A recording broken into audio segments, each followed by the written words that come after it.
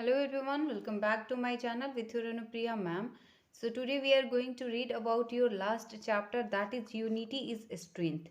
एकता में ही ताकत है. यूनिटी इज स्ट्रेंथ, एकता में ही ताकत है. तो ये जो चैप्टर है एक मोरल स्टोरी है, मोरल प्ले है. ठीक है, इससे हमें शिक्षा मिलेगी कि एकता, हमें कैसे एकजुट होकर रहना चाहिए, क्योंकि एकता में ही ताकत है. Okay. So before we start the chapter, firstly we have to discuss something like in this chapter there are main 9 characters. There are main 6 characters and 3 villagers. So total 9 characters. इस चैप्टर में total कितने character हैं? 9. एक narrator. Narrator it means जो story ये लिखे हैं, जो स्टोरी को बता रहे हैं, that is narrator.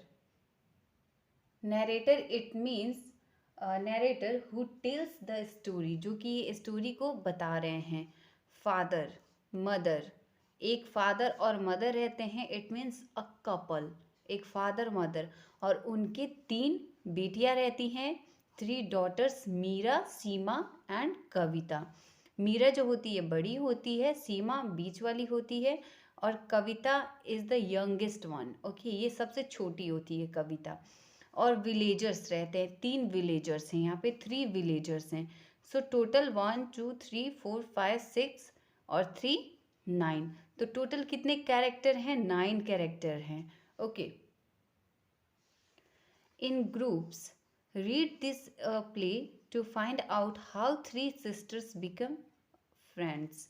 Means in group, मतलब कि ग्रुप में, यहाँ दिया गया है कि ग्रुप में आप लोग पढ़िए इस प्ले को कि कैसे 3 बहनें फ्रेंड बन जाती हैं. बिकेम फ्रेंड्स मतलब कि फ्रेंड बन जाती हैं. ये एक विलेज का है. ठीक है. नरेटर.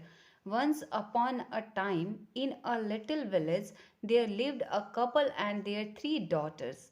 मीन्स कि एक समय की बात है, कहीं पे एक गांव में, एक छोटे से गांव में, एक लिटिल विलेज में, छोटे से गांव में एक कपल रहता था. Couple means husband and wife. Couple means होता है हस्बैंड वाइफ, मीन्स कि 2 लोग.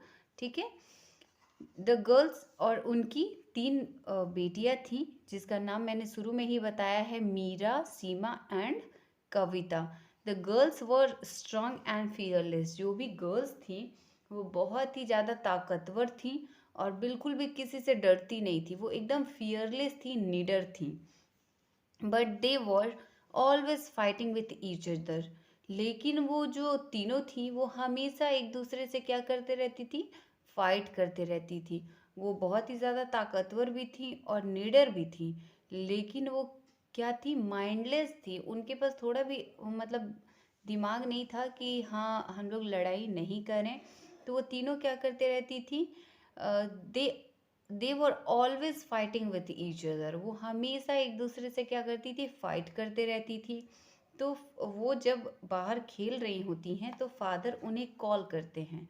ठीक है, ये प्ले है, ये नाटक है. ओके, आप लोग ध्यान रखिएगा. फादर फादर बोलते हैं, मीरा, सीमा, कविता, कम इनसाइड. मीरा, सीमा, कविता, घर में आओ. Your mother has made laddoos. तुम्हारी मम्मी ने लड्डू बनाया है. नरेटर, तो यहाँ नरेटर बोल रहे हैं, the girls come in from the playground. जो गर्ल्स थी वो प्लेग्राउंड में खेल रही थी, तो वो लोग वहाँ से क्या होती हैं? घर में आ जाती हैं जब उनके फादर कॉल करते हैं, बुलाते हैं. मीरा, मम want a wonderful smell. Hmm बहुत ही वॉट अ वंडरफुल स्मेल. ये कितना अच्छा स्मेल है. These laddoo look delicious. ये जो लड्डू हैं ये बहुत ही ज़्यादा स्वादिष्ट लग रहे हैं. I take the biggest one. But I take the biggest one. लेकिन जो सबसे बड़ा है उसको मैं लूँगी. Then Seema said. उसके बाद सीमा बोलती है, you always have the best of everything. तुम्हें हमेशा हर चीज़ में अच्छी चीज़ें मिलती हैं, बेस्ट, सबसे जो बेस्ट होती हैं वो मिलती हैं. I'll have the biggest laddoo today. लेकिन आज जो सबसे बड़ा लड्डू है वो मैं लूँगी. Then Kavita said. उसके बाद कविता बोलती है, no, I am the youngest. मैं सबसे छोटी हूँ, so I must have the biggest laddoo. तो ये मेरा लड्डू बनता है, जो सबसे बड़ा लड्डू है ये अवश्य ही मेरा बनता है। मूव योर हैंड्स अवे, तुम लोग अपना हाथ हटाओ यहाँ से। ये कौन बोलता है? Kavita. Meera, mocking Kavita. Mocking it means मजाक। ठीक है, मीरा जो है कविता का मजाक उड़ाते हुए बोलती हैं, you are such a baby, when will you grow up Kavita. तुम सच में एक छोटी सी बच्ची हो, तुम कब बड़ी होगी कविता। उसके बाद सीमा बोलती है, इमिटेटिंग कविता मीन्स कविता का नकल करके बोलती है, आई एम द यंगेस्ट, हा हा हा, मैं सबसे छोटी हूँ, हा हा हा। मीन्स वो मजाक उड़ाती है और बोलती है आई एम द यंगेस्ट, जैसे कि कविता ने बोला था। ठीक है, और वो बोलती है हा हा हा, everyone knows mother loves me the most. सब कोई जानता है कि जो मम्मी है वो सबसे ज्यादा प्यार किससे करती हैं? मुझसे करती हैं।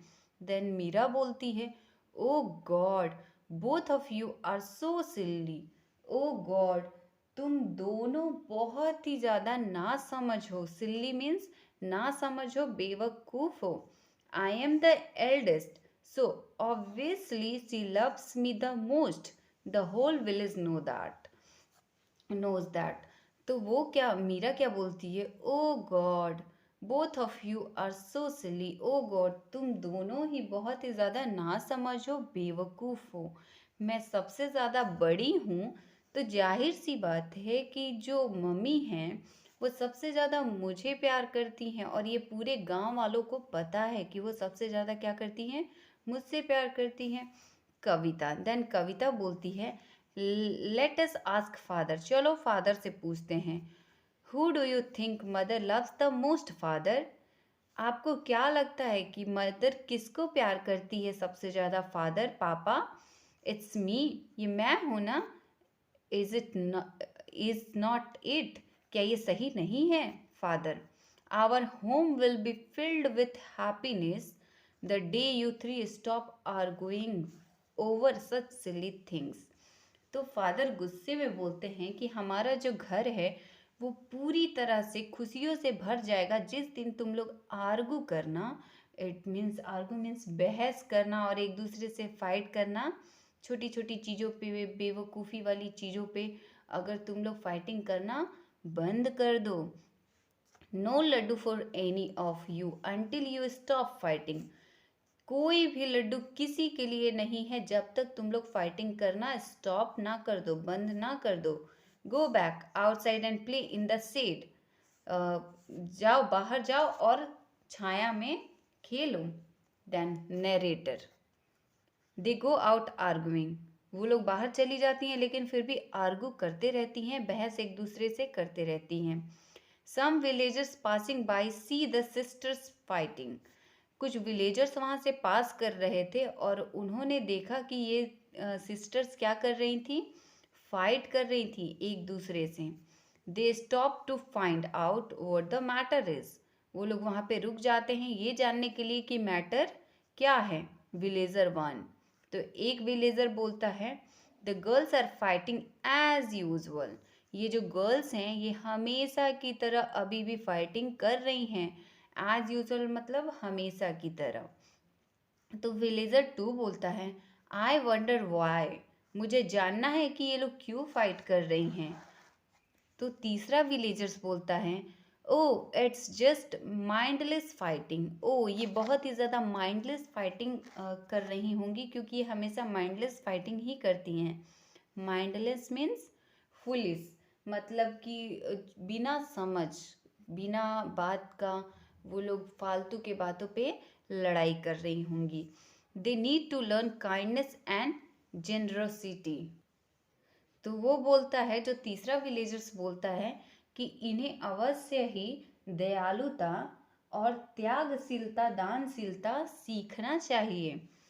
सीमा, उसके बाद विलेजर टू जो है, look they have started again, let's ask them why. तो विलेजर टू बोलता है कि देखो वो फिर से स्टार्ट हो गई झगड़ा करना, चलो हम लोग पूछते हैं उनसे। विलेजर वन, तो विलेजर वन टू कविता मीन्स कि विलेजर वन जो है वो कविता से पूछता है, वाई आर यू फाइटिंग कविता, कविता तुम क्यों फाइट कर रही हो? सीमा, तो सीमा बोलती है, uncle we used this old tyre and built a swing. I want to swing on it first but my sisters are fighting with me.